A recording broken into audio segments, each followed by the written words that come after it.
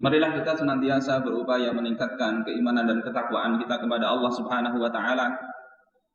Terlebih di suasana banyaknya musibah yang menimpa negeri ini. Kasus Covid bertambah sampai tembus angka 1 juta orang.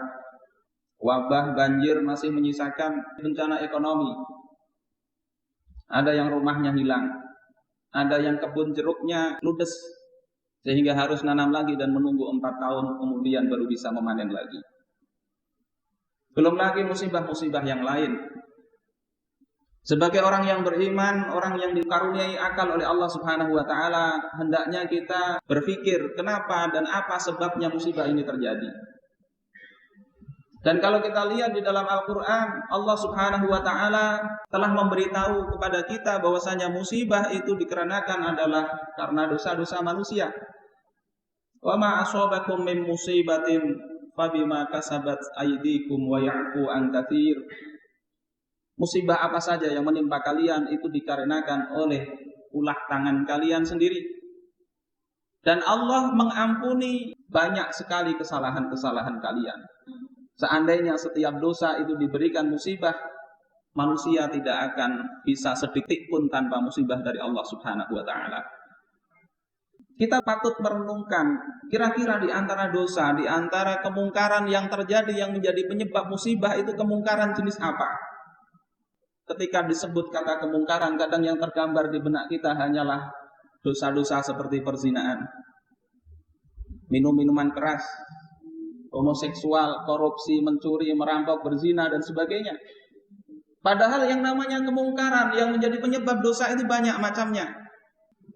Imam Ibnu Hajar Al-Haytami ketika menjelaskan maksud dari kemungkaran, beliau mengatakan huwa tarku wajibin au fi'lu haram shaghiratan kana au kabirah. Yang dimaksud dengan kemungkaran itu adalah meninggalkan kewajiban atau melakukan yang diharamkan oleh Allah Subhanahu wa taala, baik itu kecil maupun besar.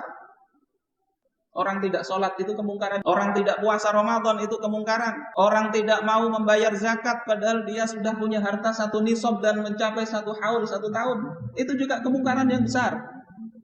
Orang tidak menjalankan hukum-hukum Allah Subhanahu wa taala, berbagai macam kewajiban terkait hubungan sosial kemasyarakatan, itu juga kemungkaran jenis pertama. Adapun kemungkaran jenis kedua, yakni kita melakukan apa yang diharamkan Allah, sudah terlalu sering kita bahas. Lalu apa penyebab langsung dari musibah ini? Maka kita perlu telusuri bahwasanya di antara musibah itu ada musibah yang kalau itu terjadi maka rusaklah alam semesta ini. Suatu ketika seorang sahabat bertanya kepada Rasulullah, "Ya Rasulullah, mata as-sa'ah?" Wahai Rasulullah, kapan kiamat itu? Rasulullah mengatakan, "Idza wussidal amru ila ghairi ahli, fantazir as-sa'ah." Ketika suatu urusan itu diberikan kepada orang yang bukan ahlinya, maka tunggulah kiamatnya. Mengangkat orang yang tidak layak mengurusi satu urusan kaum muslimin itu termasuk salah satu kemungkaran. Bahkan Rasulullah sallallahu alaihi wasallam dalam hadis dari Ibnu Abbas radhiyallahu taala anhuma, beliau mengatakan, "Man ista'mala 'amilan minal muslimin." Siapa yang mengangkat seorang pejabat, seorang pegawai untuk mengurusi urusan kaum muslimin, wa huwa ya'lamu anna fihim aula bidzalika min, sementara dia tahu bahwasanya di kalangan kaum muslimin itu ada orang yang lebih layak untuk memikul tanggung jawab tersebut. Wa a'lamu bi kitabillahi wa sunnati nabiyyih, orang itu lebih mengerti tentang kitab Allah dan sunnah Rasulullah sallallahu alaihi wasallam. Faqad khanallaha wa rasulahu wa jami'al muslimin, maka sesungguhnya dia telah berkhianat kepada Allah, kepada Rasulnya, dan juga kepada seluruh kaum muslimin. Ini sebuah kemungkaran yang kadang jarang kita perhatikan. Orang tidak mengerti urusan hutan, dikasih amanah untuk mengurus hutan. Orang tidak mengerti urusan pendidikan, dikasih amanah untuk mengurus urusan kependidikan. Orang tidak punya kapabilitas terhadap satu urusan, ketika itu dia diamanahi mengurus urusan tersebut. Menurut Rasulullah yang pertama tadi, tunggulah kehancurannya. Menurut hadis ini itu berupa kemungkaran, pengkhianatan kepada Allah, Rasulnya, dan juga kaum muslimin. Kaum muslimin berhak untuk diatur dengan orang-orang yang terbaik yang bisa mengatur urusannya tersebut. Ma'asyiral muslimin rahimakumullah. Tidak cukup dengan ketakwaan untuk menjadi orang yang mengatur urusan umat.